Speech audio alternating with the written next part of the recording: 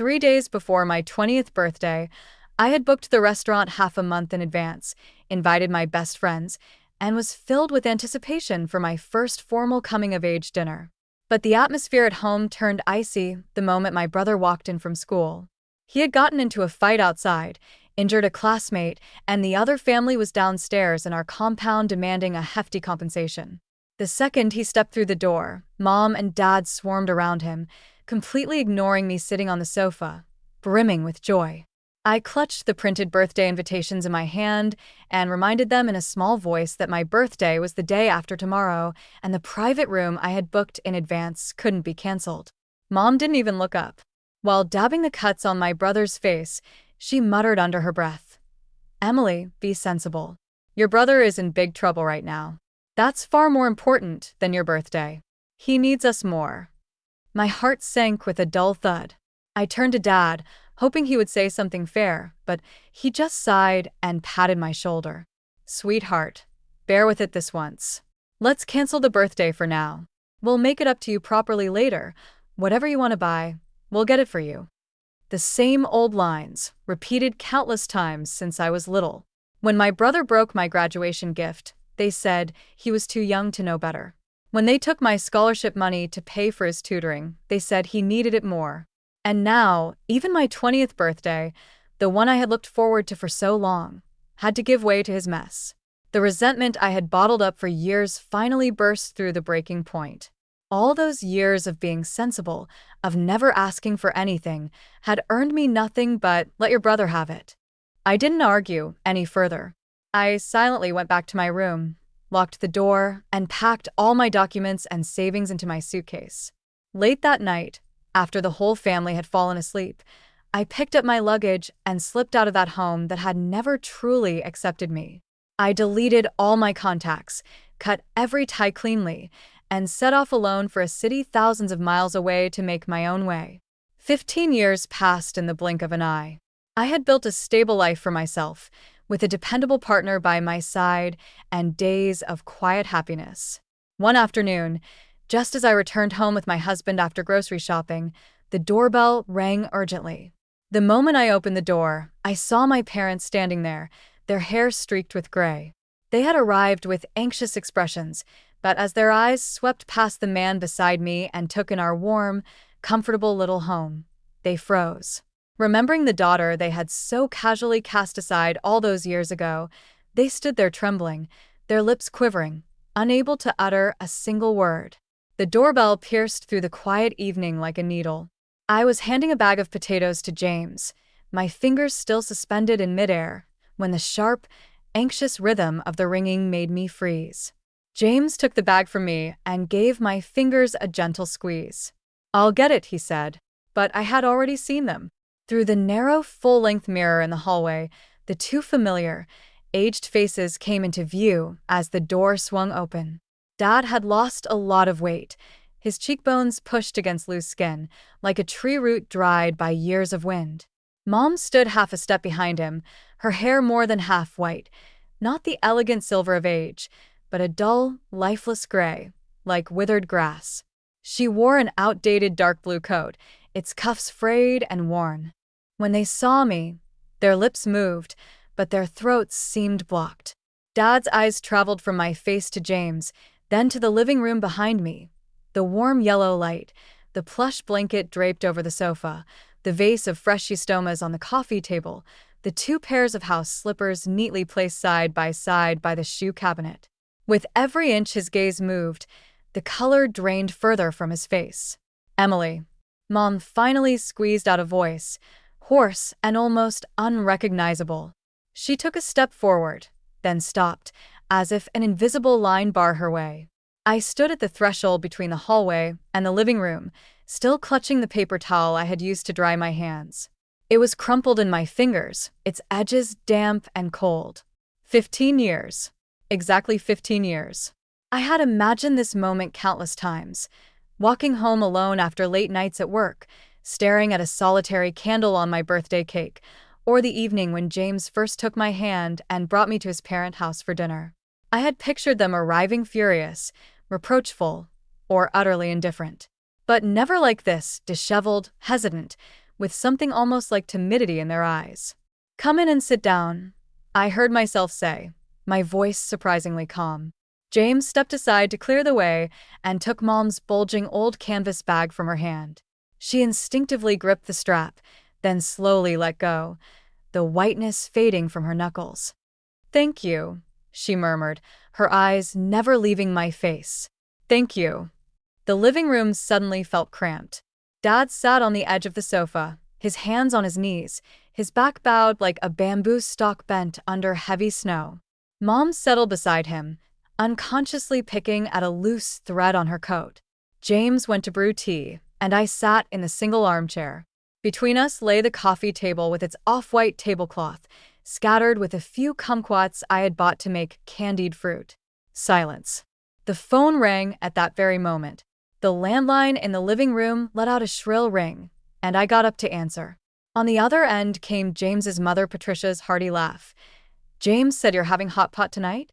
"I braised some beef shank this afternoon. I'll have Richard bring some over." "Patricia?" I said, holding the receiver to my ear, my back to the three people in the room, my voice quieter than usual. Tonight might not be the best time. There was a brief pause on the other end. Then she said, "All right," in an even softer tone, and hung up without another word. I put down the phone and turned around to see Mom staring fixedly at the kumquats on the table, her eyes rimmed with red. "Emily," Dad finally spoke, his voice as rough as sandpaper on wood. "All these years, have you been doing well?" I looked at him.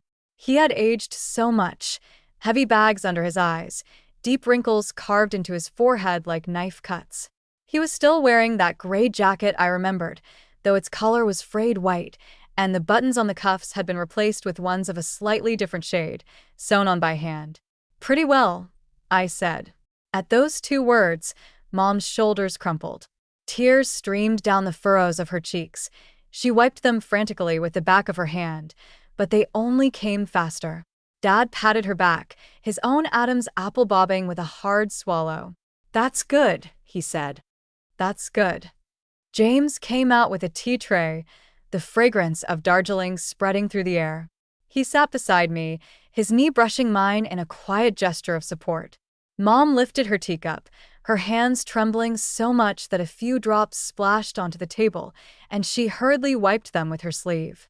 "We didn't come to intrude," Dad said suddenly, as if summoning all his courage. We were passing through this way, and wanted to see you." He paused, his gaze dropping. "Your mom has thought about you all these years. She's dreamed of you many times, and woken up crying." I raised my own teacup, the steam warming my face, moist and hot. "How did you find out where I live?" Dad was quiet for a moment. "Your brother, a few years ago, he had someone look into it."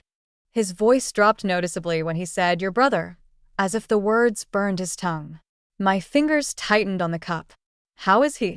"Back in our hometown," Mom said, finally getting her tears under control, though her voice was still hoarse. "He's had a rough time. Lost money in a business a few years ago, got into debt. Now he works in a factory." She quickly added, "We didn't bring him. We came by ourselves." I nodded and didn't press further. We drank 2 infusions of tea, the color fading, and outside the sky shifted from gray-blue to ink-dark. Dad opened his mouth several times as if to speak, but each time he closed it again, finally just drinking his tea to the last drop. "You can stay here tonight," I said. "The guest room has a bed." Mom's head shot up, a glint in her eyes that made my heart tighten.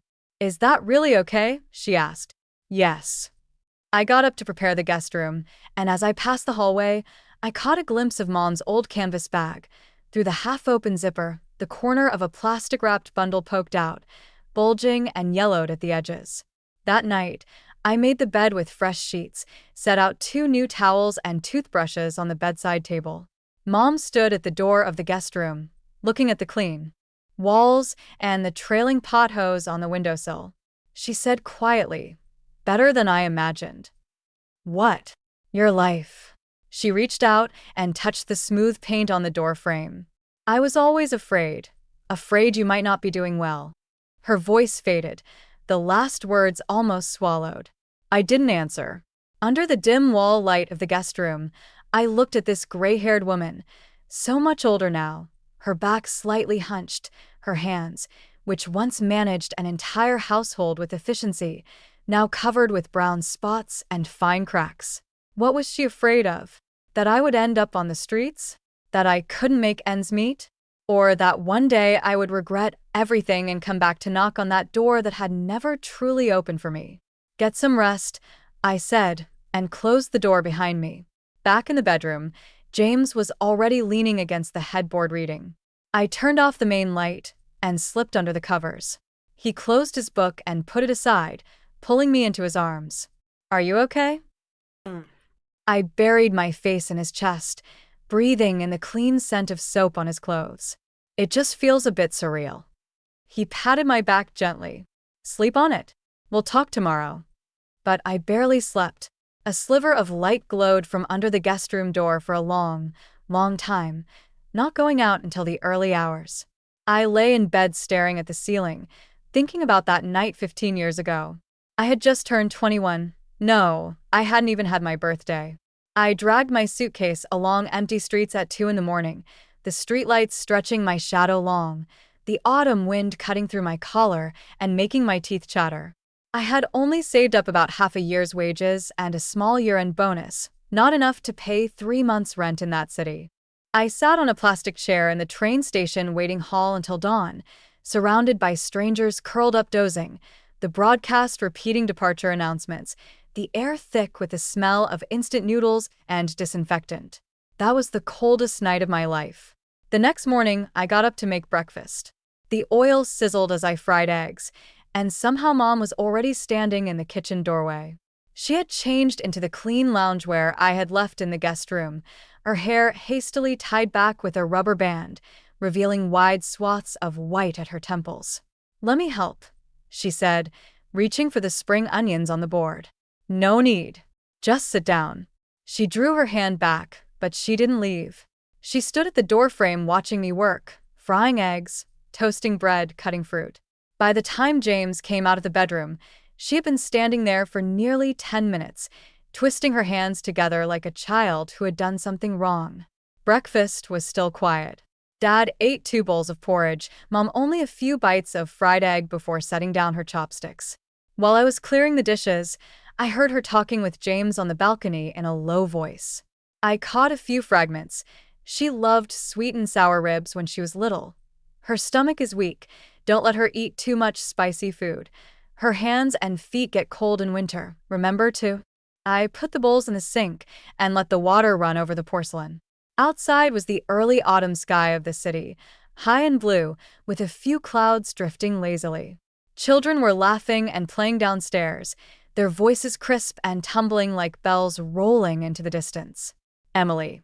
Dad had come up behind me, clutching a brown paper envelope, its corners crumpled from his grip. "Here, take this." I shook the water off my hands and turned around. The envelope wasn't sealed. Hesitantly, I pulled out the contents, a bank book, with my name as the account holder. The amount wasn't huge, but it was far from trivial. "I put a little bit in every month all these years," Dad said, his eyes fixed on the floor tiles. "I was hoping that when I found you, I could give it to you." My fingers lingered over the string of numbers on the bank book. 15 years, 340 months. This money had been saved up month by month. I pictured him going to the bank each month, filling out the deposit slip, putting that small sum into an account that had gone untouched for so long. What went through his mind when he filled out those slips? Did he wonder where his daughter was? Did he wonder if she was even still alive?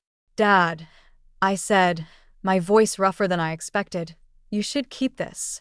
"I don't need it." He looked up sharply, a flash of near panic in his cloudy eyes. "Emily, please." "I really don't." I put the bank book back in the envelope and pressed it into his hand. "Do you have enough money for the trip back? If not, I can give you some." His hand slowly lowered, clutching the envelope, his back bowing even deeper. It's enough," he said, his voice choked. "We just wanted to see you. Just a look, and then we'll go." That afternoon, they said they were leaving. Mom clung to my hand, not wanting to let go, tears falling again. Her rough thumb kept rubbing over my knuckles, as if confirming something real. James drove them to the station. I stayed behind. Standing on the balcony, I watched the car pull out of the compound. The red taillights blinked at the corner and then vanished. I suddenly crouched down, buried my face in my knees, and shook like a leaf in autumn. James came back and found me still on the balcony. He crouched beside me, said nothing, just placed his hand on my back, warm and solid. "They came to ask for help," I said, my voice muffled against my knees. "I know they did.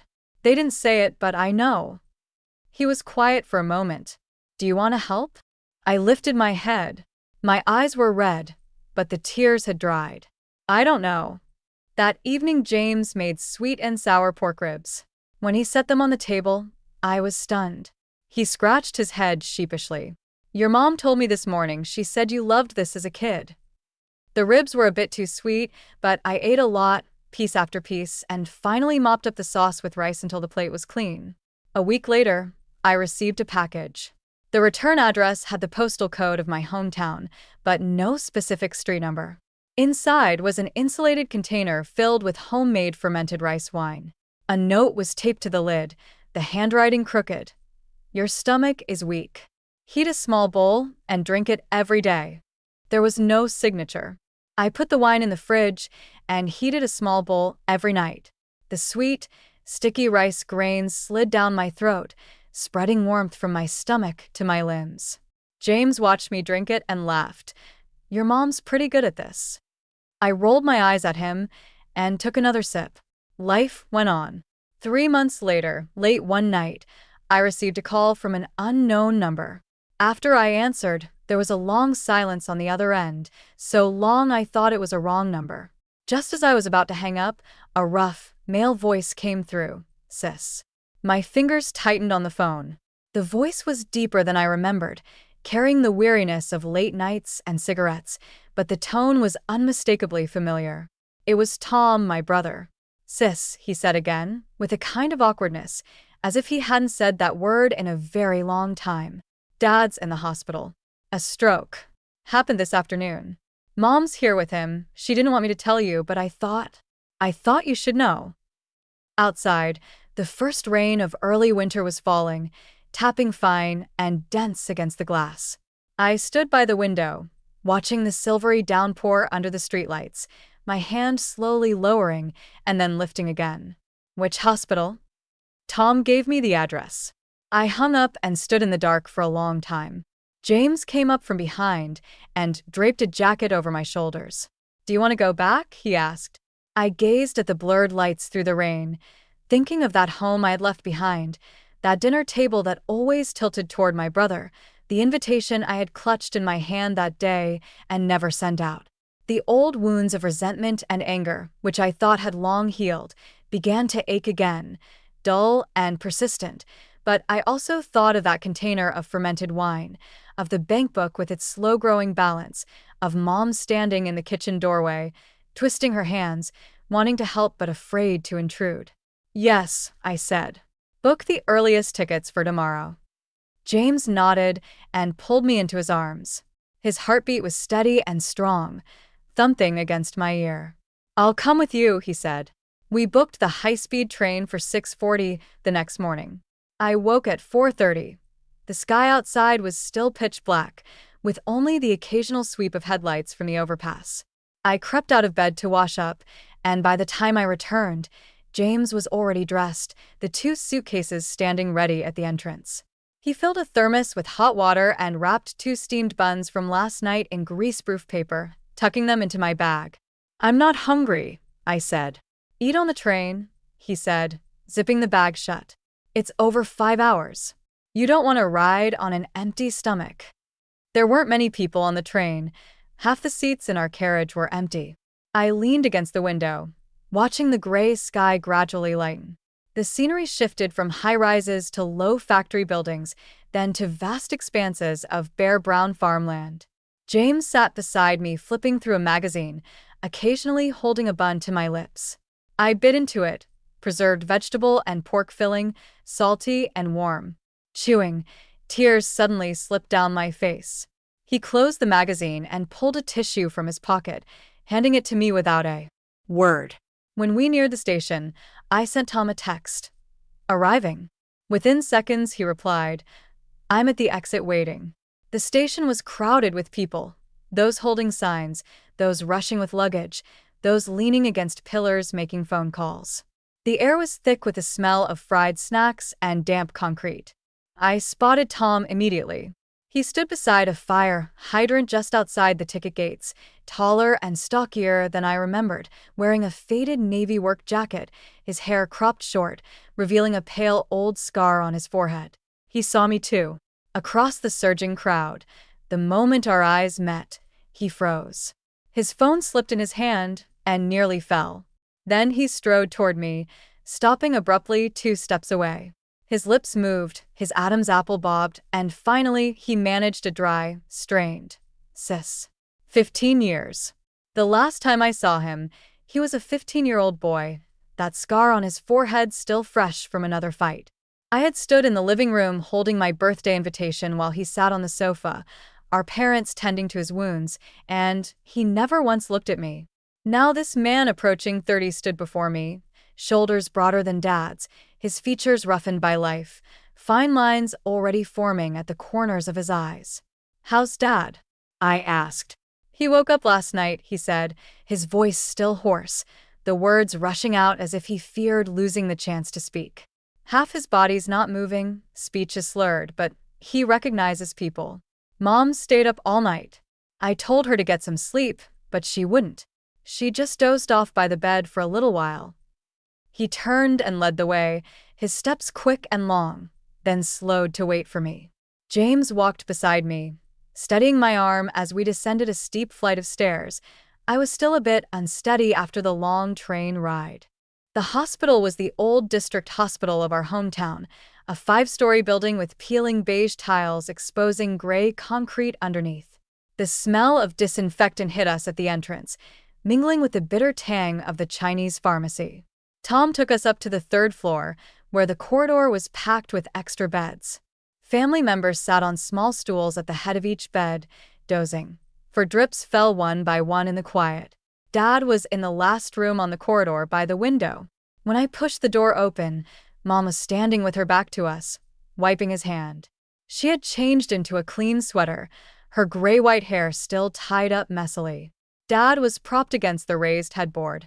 The left side of his face was noticeably slack, his left hand lying limp on the blanket, but his right hand lifted and trembled toward the door. Mom heard the sound and turned.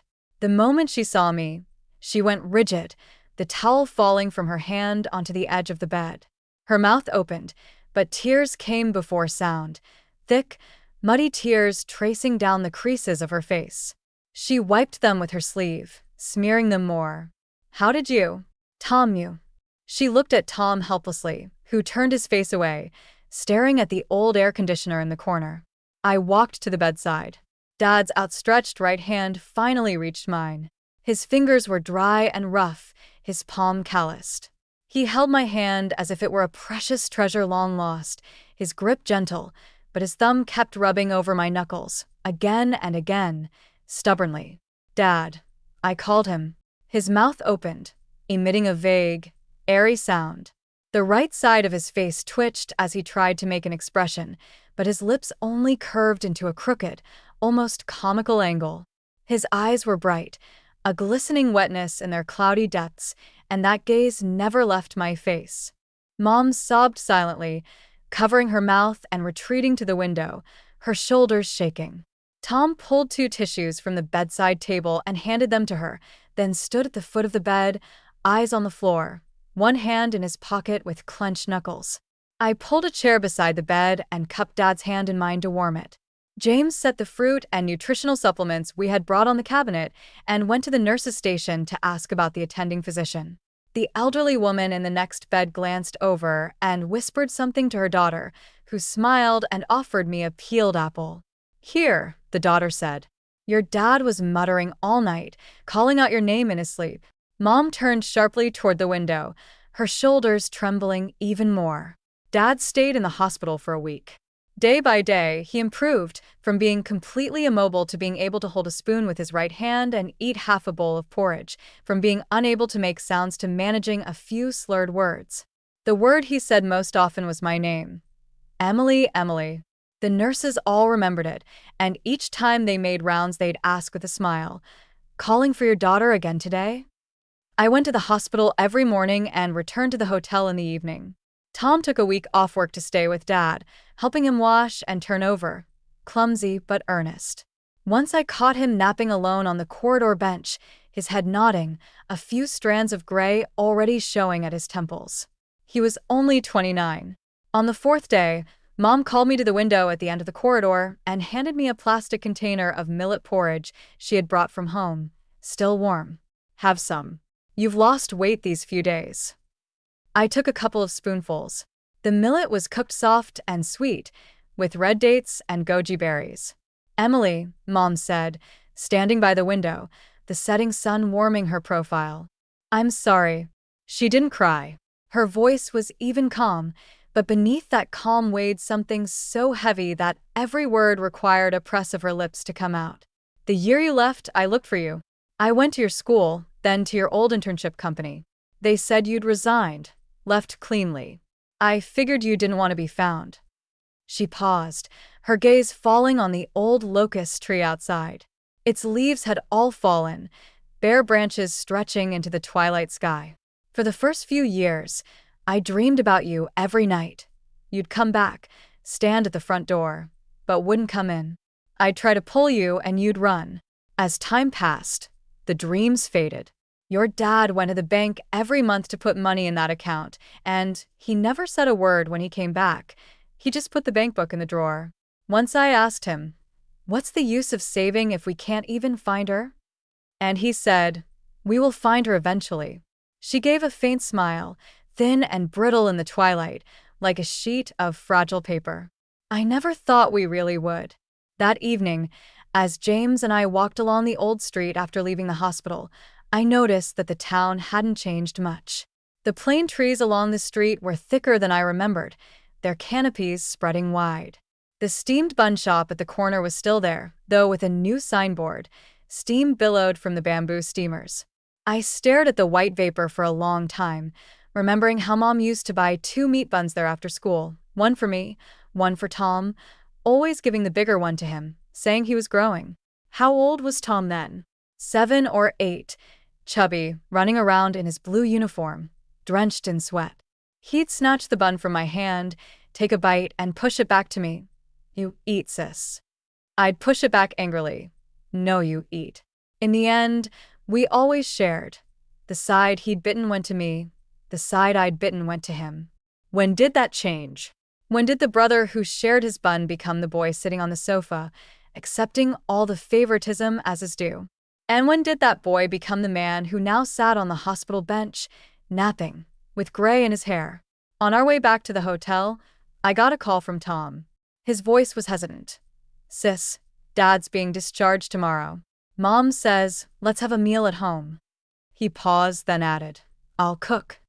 I held the phone and looked at James beside me, who turned and smiled at me, the streetlight soft and warm on his face. "Okay," I said. "What time?" There was a brief silence, then a soft exhalation almost lost in the static. "Sis," Tom said, "thank you for coming back." I realized I was smiling as I hung up. James tucked my hand into his coat pocket, and we walked side by side, our shadows lengthening and shortening under the streetlights, swaying together. Lunch the next day. The old house looked the same, but older. Yellowed walls, the leather sofa worn down to its fabric base, a new fruit bowl on the coffee table filled with oranges and winter dates. Tom was busy in the kitchen, the range hood humming, spatulas clinking. Mom sat on the sofa plucking chives, occasionally glancing at me and quickly looking down. Dad was in his old rattan chair, pointing with his right hand at a picture frame on the TV cabinet, making inarticulate sounds. I went over and picked it up, a faded family portrait. I was about 12 or 13, Tom about 7 or 8, standing under the old locust tree, all 4 of us grinning with squinted eyes. The glass was clean, without a speck of dust. "Dad," I said, putting the frame back, "you still have this photo?" He managed to pull up the right side of his mouth, his eyes curving into crescents. We ate for a long time. Tom made sweet and sour ribs, braised fish, a big bowl of cabbage and tofu soup, and a plate of cucumber salad. The flavors weren't sophisticated, but everything was steaming hot, carrying the homely smell of a family kitchen. Mom tied a bib around Dad and spoon-fed him soup. Some dripped from his crooked mouth, and she patiently wiped it away before offering the next spoonful. Watching them, I suddenly recalled that evening 15 years ago when she had bent over Tom, wiping his wounds, not raising her head as she said, "Be sensible." The same person, the same hands, the same posture. But the feeling that rose in me now was no longer the searing, tearing resentment of those days. It was something more complex, like looking back across a wide river. The mountain was still the same mountain, the water still the same water, but the person standing on this bank was no longer the girl clutching that invitation. Tom put a piece of rib on my plate, then one on James's. "Brother-in-law can't reach from over there," he said. James thanked him and ate quietly. Mom looked at Tom, then at me, her lips moving as if to speak, but she said nothing. After the meal, I helped Mom clear the table, but she insisted on washing the dishes and pushed me to sit in the living room. The water ran in the kitchen. Tom made tea and brought it out. The four of us sat in the living room, the TV on but no one watching, the images flickering. Dad dozed off in his rattan chair, snoring softly, his right hand still resting on the armrest, fingers slightly curled. "Sis," Tom said, holding his teacup, his gaze on the leaves swirling in the tea. "About what happened back then?" "Don't," I interrupted. He looked at me with a baffled, almost wounded expression. "Let me say it." I lifted my own cup, the heat seeping through the porcelain. "It was my fault," he said, his voice low but urgent, as if these words had been bottled up for so long they couldn't wait to come out. "I knew Mom and Dad favored me. I was young and stupid. I took it all for granted. The night you left, I actually woke up. I heard you dragging your suitcase out the door. I lay in bed and didn't move." He clenched his cup, his knuckles whitening. "The next day, Mom went crazy looking for you. Dad hit me for the first time, so hard my ears rang for 3 days." Mom's figure paused in the kitchen doorway. The water kept running, but her shoulders tightened. Tom took a sip of tea. "Over the years, I've replayed that night over and over. If I had gotten up and stopped you, would you still have left?" He laughed bitterly. "But then I think even if I had, what would it have changed? Things would have stayed the same. You'd still have had to give in. I couldn't have changed back then." He put the cup down and looked straight at me. "Sis, I can change now. Do you believe me?" The room fell silent for a moment. Outside, a bird chirped, unhurried and clear. Dad shifted in his chair, his snoring pausing for a second before resuming. I looked at Tom's face, that familiar yet strange face, with a clumsy earnestness, like when he was little, and handed me that bitten bun. Then he said, "You eat." And now he said, "Do you believe me?" "Yes," I said. He dropped his head, his shoulders trembling slightly, before he disguised it with a cough. Mom came out of the kitchen, her hands still dripping. She stood there, looked at us, then turned away and wiped her face vigorously with her apron. James and I stayed the night at the old house. Mom had readied the small bedroom that Tom and I used to share, fresh sheets, fluffy pillows, a glass of warm water, and a new charger on the nightstand.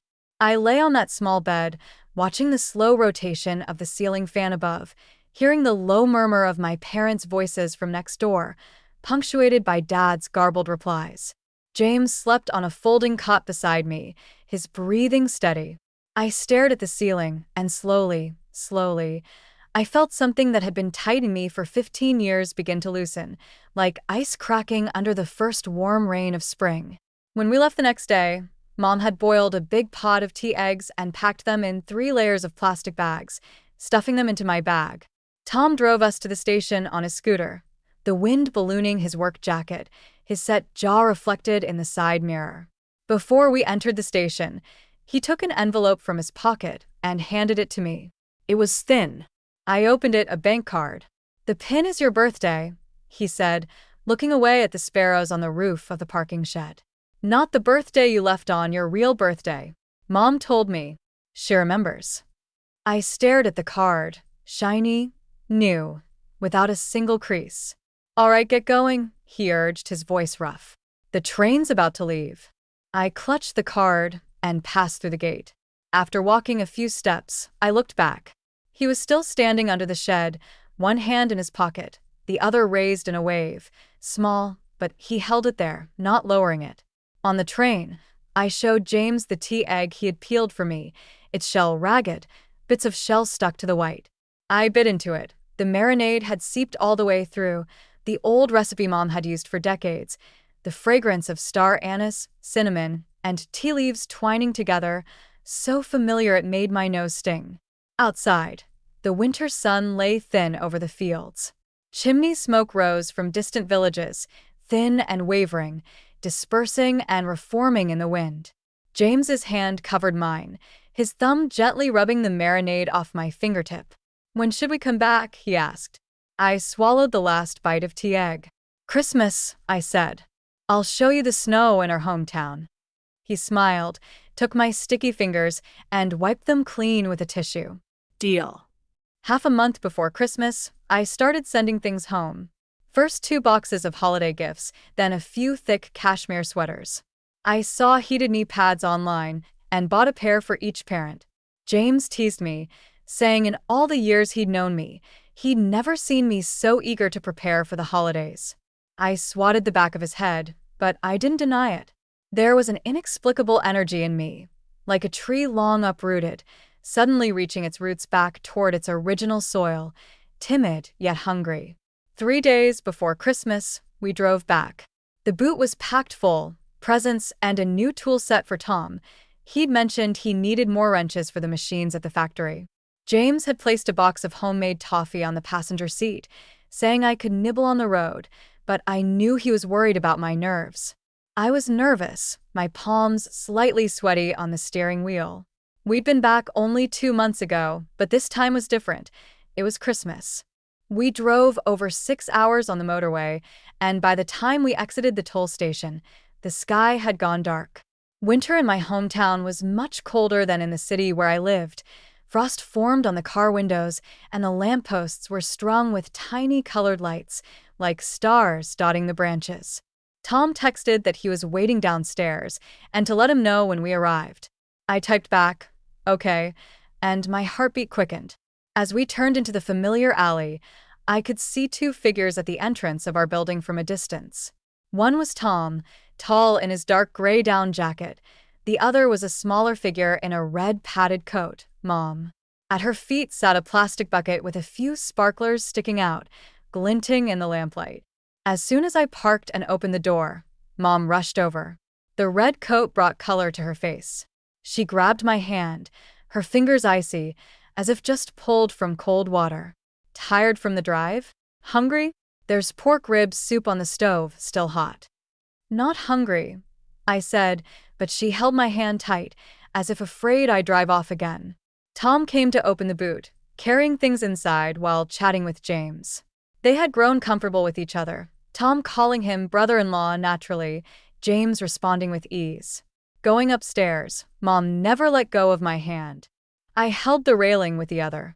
The motion sensor lights in the stairwell flickered on and off, illuminating the familiar cement steps and the faint chalk lines Tom and I had drawn on the walls as kids, now faded to pale, white marks. At the door, Dad was already waiting in his rattan chair. He looked much better than before. His left hand could now lift slightly off the armrest, and his right hand waved at me, while his mouth slurred. "Emily, Emily." His face was still crooked, but much improved. He could keep soup from dribbling down his chin. I crouched by his knee, and he placed his right hand on my head, patting gently. The warmth of his palm seeped through my hair, and my nose suddenly stung. I stood up quickly, changing the subject to go see the rib soup. The kitchen was steaming. The clay pot bubbled away, ribs tender, carrots almost melted into the broth. Mom followed me in and took out two small blue and white bowls from the cupboard, my favorite ones. I had made them in a school pottery class back in middle school and given them to her. A crack had been mended with toothpaste, still visible, but the bowls were spotless. "Mom, you still have these," I said. She ladled the soup, her voice light. "Everything you gave me is still here." She pulled out an old biscuit tin from the depths of the cupboard and opened it for me to see. Inside, neatly stacked, were relics of my childhood. A merit certificate, a rose I had painted in art class, a lopsided clay rabbit I had made, and a letter I had written in colored pens, with two stick figures holding hands on the cover, and "Merry Christmas, Mom," written crookedly beside them. My fingers touched the brittle paper, and something inside me cracked open and then closed again. Christmas dinner was Tom's domain. He started early on Christmas Eve, the rhythmic chop of the knife echoing from the kitchen all morning, with Mom helping wash vegetables and peel scallions. Dad sat in his chair watching a Christmas concert on TV, occasionally humming along. James and I put up paper window decorations. The old window frames were sticky with last year's adhesive, which I scraped off with a spatula. Tom poked his head out of the kitchen and shouted, "Sis, the big one goes on the living room window, the small one in the kitchen." "Got it." I brushed on the paste. James pressed the red paper perfectly into place and stepped back to check. "Straight? Tilt left a bit." "They're perfect." The afternoon sunlight streamed through the corridor window, scattering over the red paper scraps and gold glitter. The air was thick with the fragrance of minced meat and the glow of distant Christmas lights. I stood on the ladder, looking down. James smiled up at me. Mom emerged from the kitchen with a bowl of seasoned filling, and Dad gave Tom a thumbs up from his chair, while Tom, his face covered in flour, made a goofy face back. In that moment, I felt that the 15 years of separation were like a river that had been forcibly cut off, and now the break was finally reconnected. The water still ran a little muddy, but it flowed again, continuously.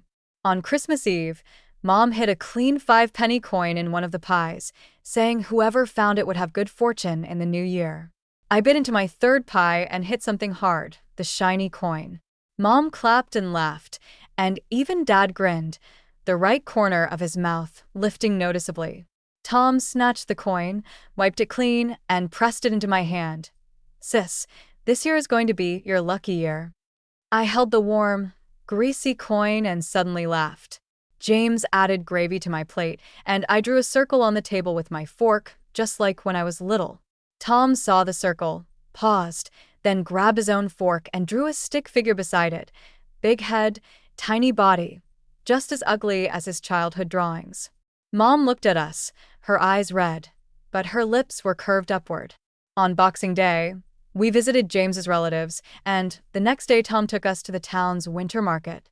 The market was the same as ever. Stalls lined the old street along the river, selling gingerbread, ring-toss games, balloon darts, and sugar figurines, crowded with people. Tom rented a wheelchair for Dad and pushed him along. Mom walked beside me holding my arm, and James followed behind, taking photos and calling out for us to look back. At a cotton candy stand, Tom bought 2 pink ones, one for me and one for James. Dad gestured from the wheelchair that he wanted one too, so Tom went back and got a white one, placing it in Dad's right hand. Dad clutched the cotton candy and tried to eat it, getting sticky strands all over his face, while Mom laughed and wiped him with a tissue. At the end of the market stood an old stone bridge, its railings covered in red prayer ribbons fluttering in the wind. Tom bought a bundle of ribbons and gave one to each of us. Mom knelt on the stone steps and wrote carefully with a ballpoint pen, then hung hers high, "Family Peace," in neat, printed characters. Dad couldn't write, so Tom guided his hand to write "Good Health" in a crooked scrawl, hanging it next to Mom's. I held my ribbon and thought for a long time, then wrote just 2 words: "Homecoming." When I hung it, the wind flipped it over, those 2 words appearing and disappearing. James watched me hang it and put his arm around my shoulders. On the last day of the holiday, snow suddenly fell. Big, thick flakes drifting from the gray-white sky, quickly powdering the windowsills and treetops. Dad sat by the window watching the snow, muttering something I only caught after several tries. A snowy winter foretells a good year. Tom ran in, shaking the snow off his shoulders, insisting we go downstairs to build a snowman. We built an ugly one together, lopsided head, a carrot for a nose, two black buttons for eyes. James leaned out from upstairs to take pictures, snow dusting his dark hair white. I looked up and smiled at him, my breath puffing in the cold air.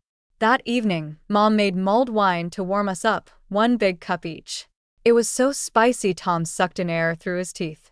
Dad could only manage a few sips before dozing off in his chair, the TV playing a replay of a Christmas concert, the choir in red robes singing hymns. I curled up on the sofa, warming my hands on the mug, while James flipped through photos on his phone and set the snowman picture as his wallpaper. "Emily," Mom said, coming out of the kitchen and wiping her hands on her apron. "You'll be leaving tomorrow, right?" I paused with the cup in my hands. "Yes. We have to be back at work the day after tomorrow. We'll leave tomorrow afternoon." She nodded, turned back into the kitchen, and let the water run for a while. Then she brought out a plate of golden fried apple pies and set them on the coffee table. "Take these for the road."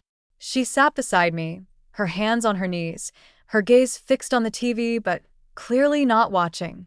The living room was quiet for a while, except for Dad's steady snoring and the cheerful background noise from the TV. Tom went out to the balcony for a smoke, and James followed him. The glass door closed, and the two of them stood in the snowy night, heads bent together, talking. The flame of a lighter flashed, illuminating their profiles. "Mom." I set down my mug and turned to her. "I'll come back often from now on." She swung her head to look at me, her eyes reflecting the flickering light of the TV screen, bright and wet.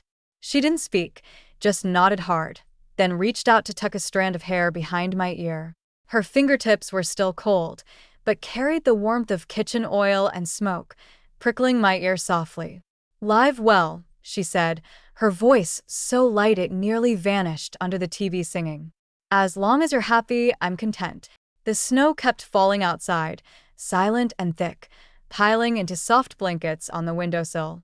I sank back into the sofa cushions, tucking my feet under me.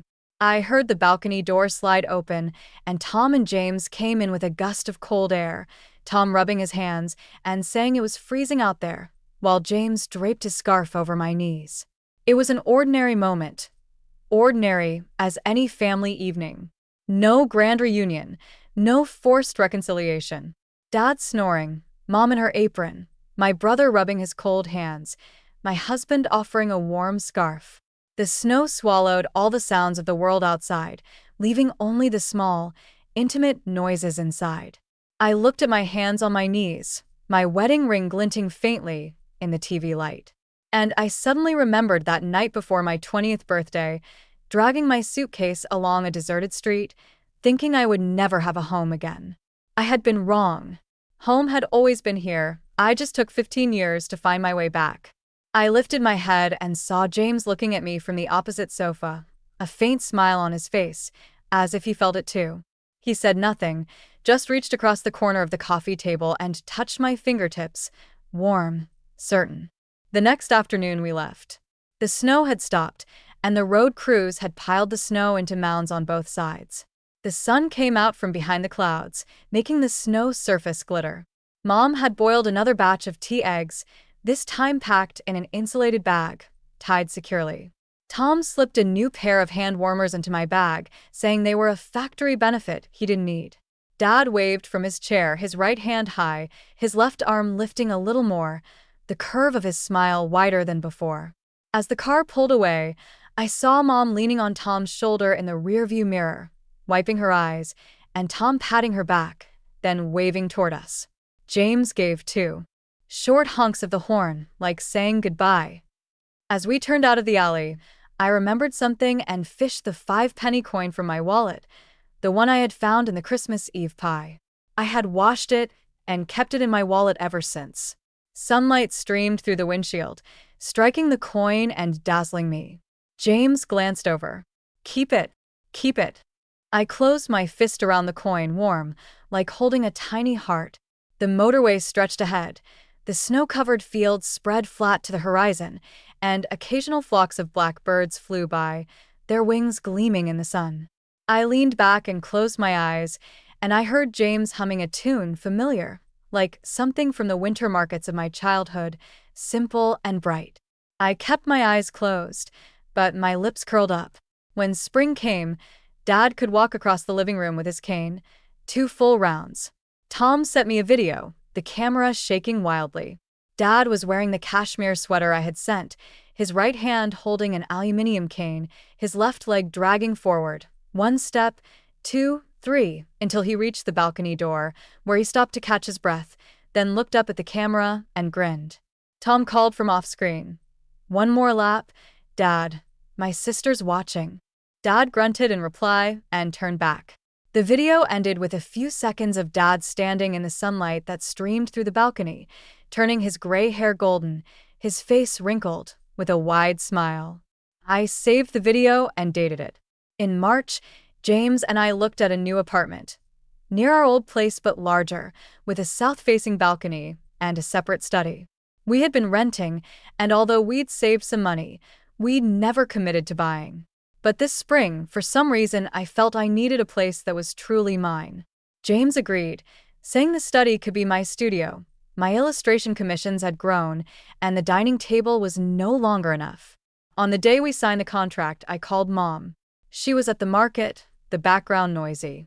I said, "Mom," and the noise faded. She must have moved to a corner. "What is it, Emily?" "I bought a house," I said. "We're moving next month. You should come stay for a couple of days." There was a pause, then her voice came back, cautiously excited. "Really? How big? Do you have enough for the down payment?" "We have some. Enough. We took out a loan. It's manageable." I leaned against the showroom window, watching the crane on the construction site turn its arms slowly. "Talk to Dad and figure out when's good for you."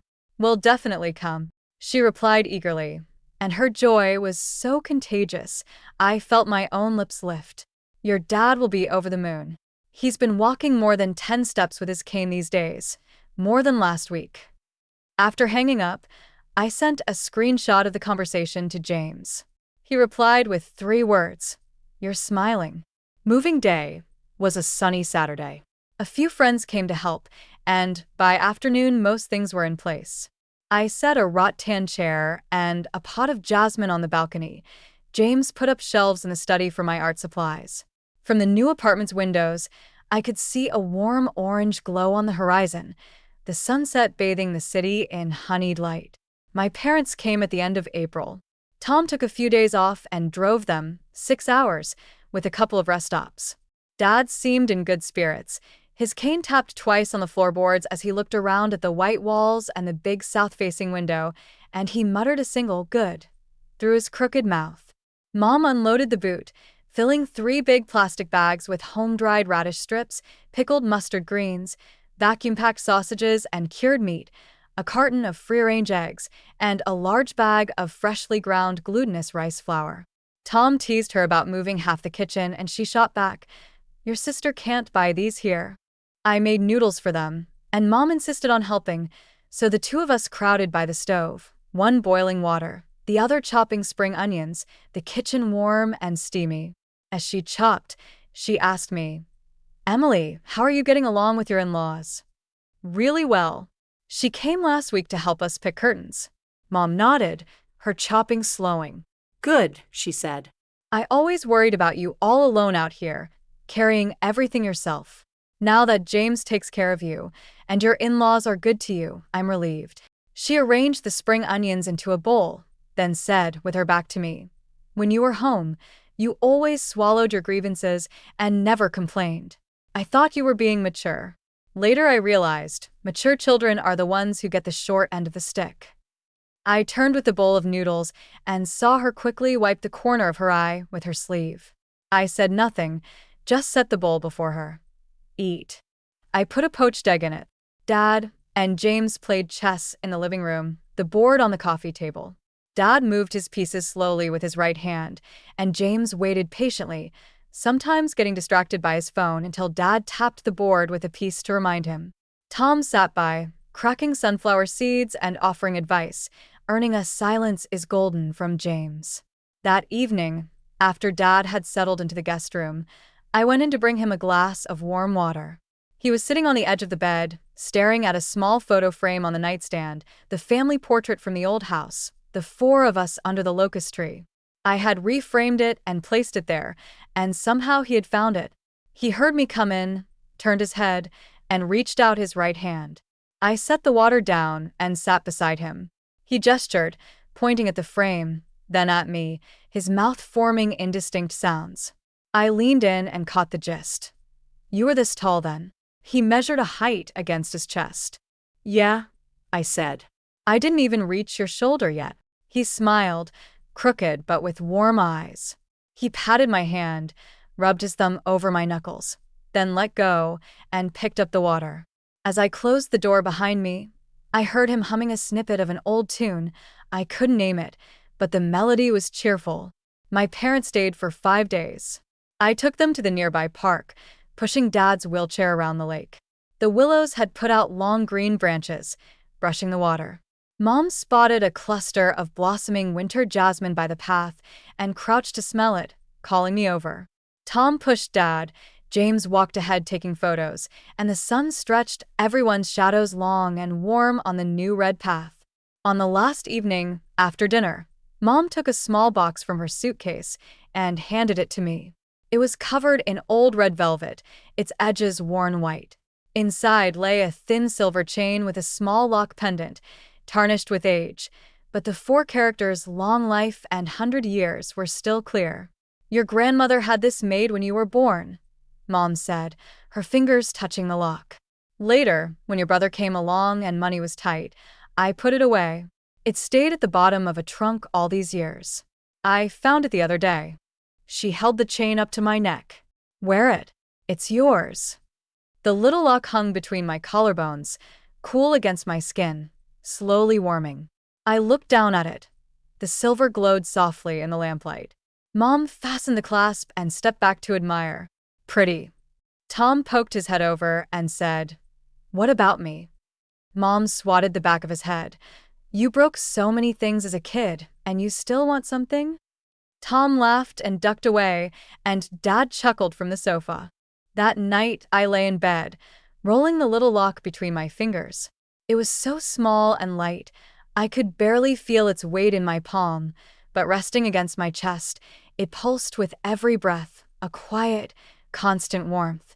James was asleep beside me, breathing deeply. A thin sliver of moonlight slipped through the gap in the curtains, a white thread across the duvet. I thought of that autumn morning 15 years ago, sitting on a plastic chair in the station waiting room, carrying nothing I could call a keepsake, no photos, no letters, no bracelet or necklace for my mother. I thought I had severed everything and walked away clean, becoming a whole new person. But I had gotten my ears pierced for the first time on my 22nd birthday. My earlobes swelled for a week. At 24, I made dumplings from scratch for the first time, and every single one burst. On my wedding day at 26, I secretly wore red socks under my dress, because Mom used to say a bride should wear red. At 28, I started growing plants. The first to thrive was a pothose, because I remembered the pothose on our windowsill at home, which had grown so wild. I clutched the lock and turned onto my side, burying my face in the pillow. All those things I thought I had left behind, they had grown into my bones, fine and soft, like invisible veins and capillaries. They had never left. I had just locked them away in a deep place. And now that lock had been gently opened, and the warm light inside spilled out, flowing through every limb. After they left, I finished arranging the study. A large desk against the wall, a felt mat, paints and brushes sorted into new containers. Tom sent a photo of Dad playing chess with old neighbors downstairs, his cane resting on the bench, sitting up straight, while another old man pondered the board. Mom commented below, "He won." Tom replied, "3 games in a row. Uncle Zhang says he's coming back for more tomorrow." I set that photo as my computer wallpaper. Every time I opened the screen, I saw Dad winning chess in the sunlight. Days passed quietly. The jasmine on the balcony bloomed and faded, its scent carried through the house by summer breezes. I took a commission for a children's picture book about a little girl finding her way home. For the final spread, I painted a half-open door at the end of a forest path, with warm yellow light seeping through the crack. The editor praised it and asked where I got the idea. "I found it at home," I said. At the end of July, we made an impromptu trip back without telling anyone. As we pulled up, we saw Tom in the yard with a few mates tinkering with an old motorcycle engine. He looked up, spotted us, wiped his oily hands on his pants, and ran over.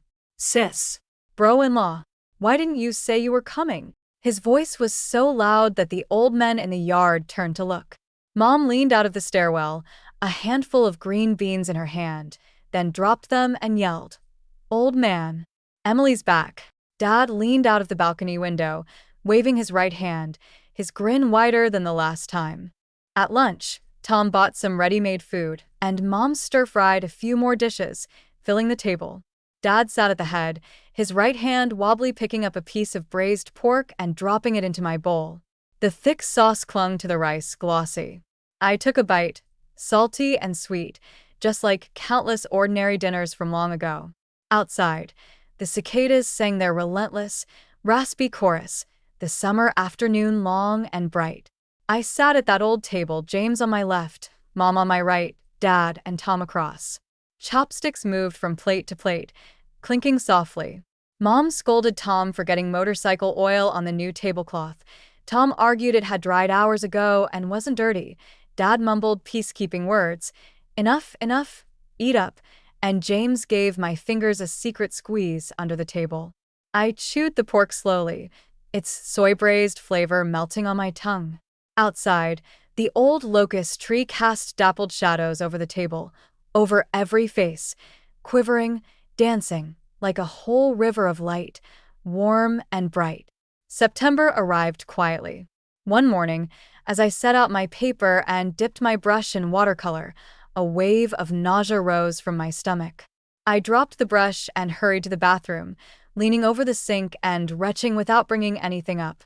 I looked up in the mirror, my face pale, a watery gleam in my eyes.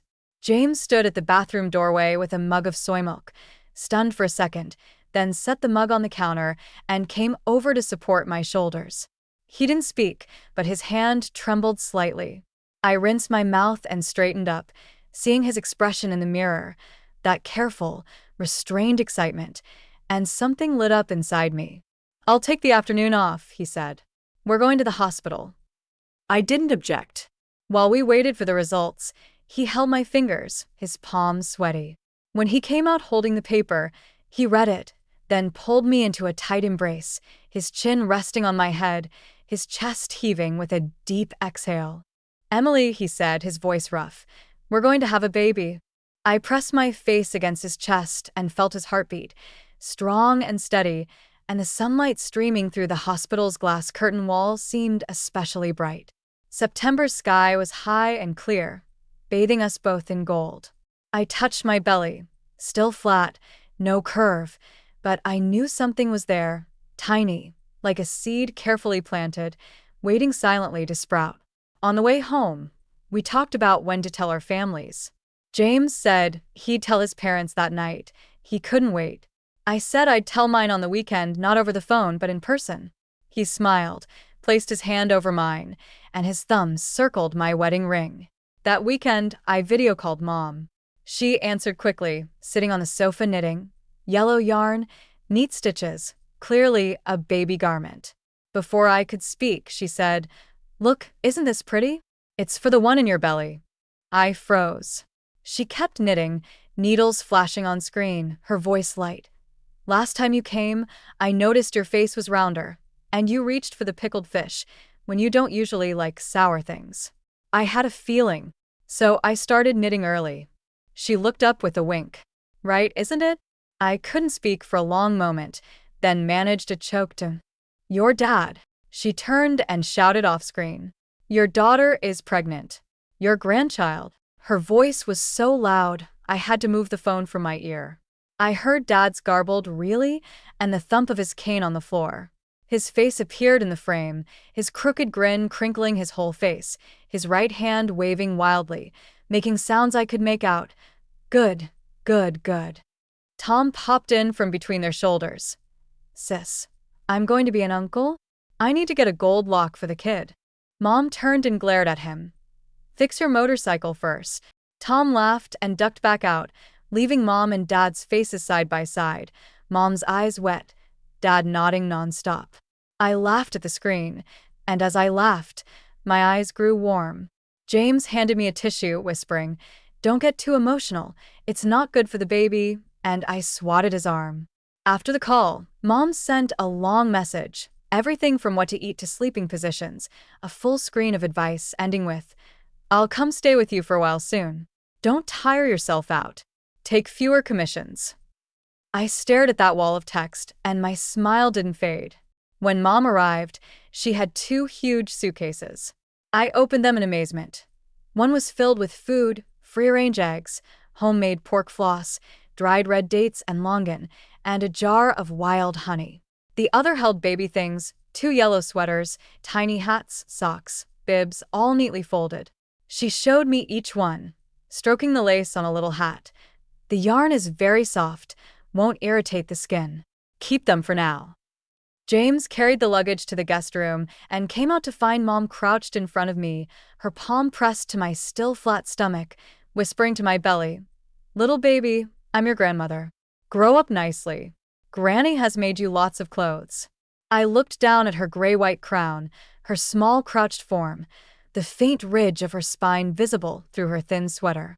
I reached out and touched her hair. She looked up at me, her eyes bright, a shy smile on her face. "Mom," I said, "get up. The floor is cold." She pushed herself up, and I led her to the sofa, holding her hands in mine. Her fingers were stouter now, her knuckles slightly bent from years of housework, the skin rough but warm. She looked at our clasped hands and said, "You were this tiny," measuring with her other hand. "When I held you, you were soft as a little ball, and I was always afraid I'd break you. Your grandmother said I was too careful, that babies aren't that fragile. But I couldn't help it." "And then?" I asked. She paused, her fingers curling in mine. "Then you grew up. You could run and talk. And I thought you didn't need that much care anymore." She lifted her eyes to mine, and in them was an apology worn smooth by many years. "I was wrong." I squeezed her hand and said instead, "This time, you'll have to hold your grandchild very carefully." She blinked, and her whole face lit up. "Of course. No one else gets to hold them before I do." Mom stayed for a month, cooking all sorts of things for me.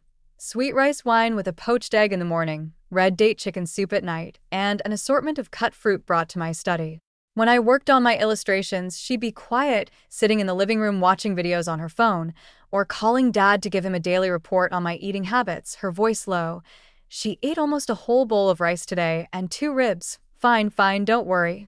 One evening, she joined me for a walk around the neighborhood. She walked on the outside, her hand hovering protectively near my arm. Not touching, just ready. We passed someone walking around Corgi, and she stared for a moment before saying, "You were that round when you were little." I laughed. "Mom, are you comparing me to a dog?" "No, no," she laughed too. "Just that you were adorably chubby. Your brother was as skinny as a monkey." This was the first time she had voluntarily compared Tom and me in a way that leaned my way. I kept walking, my soles scuffing the red path, the evening breeze from the lake lifting her stray hairs. When Mom left, I saw her off at the station. She waved from outside the security check, still giving last-minute advice. "Eat more, work less, rest when you're tired." I nodded to each. Then, after she'd gone through and disappeared into the crowd, she suddenly ran back and handed me a small cloth bag through the barrier, a packet of roasted black sesame seeds. Eating black sesame during pregnancy makes the baby's hair good. And then she truly left, not looking back this time, walking fast as if afraid she'd remember yet another thing and turn around again. I stood outside the security barrier, clutching the sesame packet, for a long while before heading out.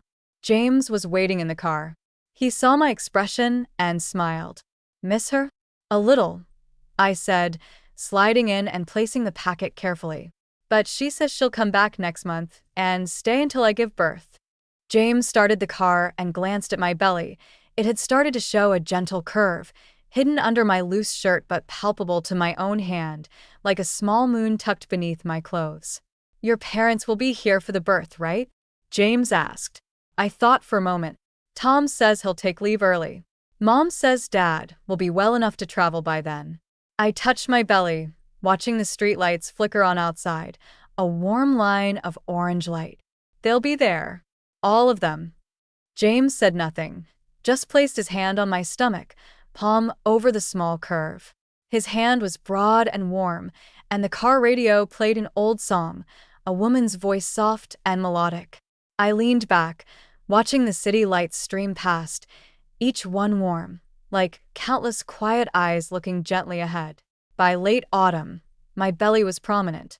I walked slowly, holding the railing on stairs.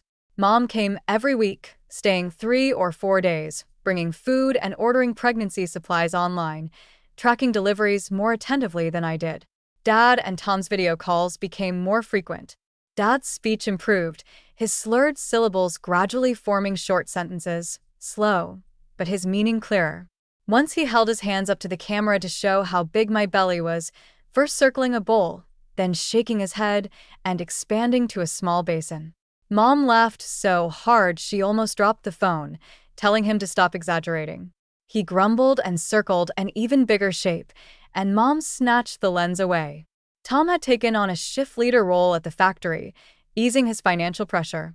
He bought Dad a new, lighter wheelchair and sent us 2 boxes of freshly harvested walnuts from home, the kernels shelled and packed into 4 jars, with a note saying they were for Sis's brain.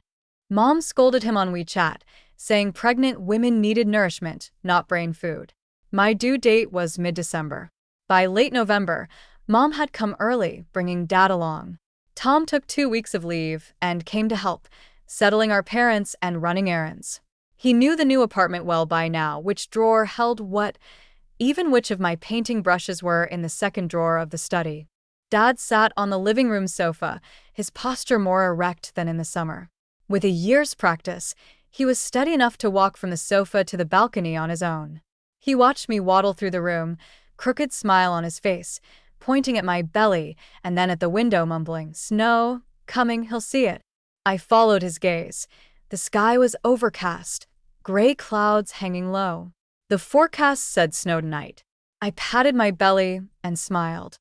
"Dad, by the time he's out, it'll be spring." Dad shook his head. "No, winter strong." Mom called from the kitchen, agreeing that winter babies were tougher. I laughed and agreed, then felt a soft kick from inside, a gentle nudge, like an answer. It was early December, in the small hours, when I woke to a dull ache. James was awake in an instant. He'd been sleeping lightly, and the bedside lamp clicked on, its warm light catching his tight-lipped expression. I timed the contractions with my phone, and by the third one, Mom was already at the bedroom door in her pajamas, her hair sticking up, her face taut but her movements steady. She went straight for the ready-packed hospital bag. Tom was roused to drive. Dad paced the living room with his cane, quicker than usual, muttering. As I got into the car, he tried to follow, but Mom stopped him. "Stay home, we'll call." He gripped her arm with his right hand, his cloudy eyes glistening, calling my name. "Emily? Emily." I waved to him through the window. The car pulled out into the dark, empty streets, the streetlights cold and bright. The first snowflake landed on the windscreen, a tiny white speck that quickly melted. Then a second, a third, and soon the headlights were filled with swirling white, soundless, drifting into the deep chill of the night. Labor was longer and more painful than I'd expected. But Mom never let go of my hand. Her dry, rough hand gripped mine with fierce constancy, and with each contraction she breathed with me, whispering, it's okay, Mom's here." James stood on the other side. I had crushed his hand into red marks without him complaining, while with his other hand he moistened my lips with a cotton swab. By dawn, the snow outside lay thick. The window of the delivery room glowed with white light. After one final, tearing push, I heard a thin, wet cry, short, like a fledgling testing its voice. The nurse placed the bundle on my chest, and I trembled all over. That tiny body against me, warm, solid, alive, with closed eyes, a small open mouth, and a wisp of dark downy hair on its head. Tears slid from my eyes, darkening the pillow. Mom bent over and pressed her forehead to mine, her tears falling on my cheeks, warm, mingling with mine in a thin stream. "Just like you," she whispered hoarsely. "Exactly how you looked when you were born." James stood frozen. When the nurse asked him to cut the cord, his hand shook so much she had to guide it. He leaned over us, his lips moving without sound, until he finally managed, "Emily, you were amazing." His voice cracked more than mine. I tugged his sleeve, and he bent closer. The three of us huddled together, while the baby in the blanket yawned, its tiny mouth pursing like a flower bud. Tom had sat in the corridor all night. When he heard the news, he went out and bought a huge bouquet of white lilies and baby's breath, standing at the ward door, afraid to come in because he smelled of hospital. Mom pulled him inside. He tiptoed close, his large frame bending, his fingers hovering above the baby's tiny fist, not daring to touch until he finally brushed against it. The tiny fist reflexively curled around his fingertip. Tom went still, then turned his head and sniffed hard. Dad arrived in the afternoon, Tom having driven back to fetch him. He shuffled in with his cane, each step agonizingly slow, but he made it to the bedside. He looked down at the sleeping infant, his right hand trembling upward, hovering an inch above the baby's head, not touching, just waiting. "Emily's," he said, slurred. "Dad, your grandchild." My voice was still hoarse, but I smiled at him. He pulled back his hand and wiped his eyes with the back of it. From his pocket, he pulled out a red paper packet, crumpled and worn from being clutched all the way. He looked at me apologetically. "Not much from Grandpa," Mom added softly. He'd been saving for months. As soon as he could walk, he went to the bank to withdraw it. I stared at that wrinkled red packet, something stuck in my throat. James took it gently and placed it in our bag, saying a solemn, "Thank you, Dad." Dad nodded, his grin spreading, and Tom helped him into a chair. That evening, the snow stopped. Through the ward window, the city lay under white roofs, trees, the overpass, all sheathed in thick, clean white. The setting sun cast a million tiny rosy gold sparkles over the snow. The baby stirred in my arms, opening its gray-blue eyes, dazed and clear as freshly melted ice, reflecting the snowlight and the faces gathered around the bed: James, Mom, Dad, Tom. 5 faces in a small circle. I looked down at this new life, so small, like a single snowflake, yet its breath was even and long, its chest rising and falling against me. I thought of my 22nd winter, alone in a rented room, boiling frozen dumplings and watching a holiday replay on my laptop, believing that the road ahead had nothing waiting. But the road's end was here, after all. In this snowy noon, in a room filled with the breath and warmth of family, in the slow rhythm of this tiny body against my chest. That night, Mom and the others went back, leaving just James with me. The baby slept in the crib beside me. I turned on my side to watch his sleeping face, a small bundle in blue and white striped wrapping, fists clenched at his ears, lips pouting, sleeping without a care. James pulled his chair next to the crib, one hand on the rail, and looked at me. "What should we name him?" he asked softly. I thought, and outside a gust of wind blew the last of the snow from the eaves with a rustle, light as a dream. "Oliver," I said. And then I smiled. "It means homecoming. We've brought him back home."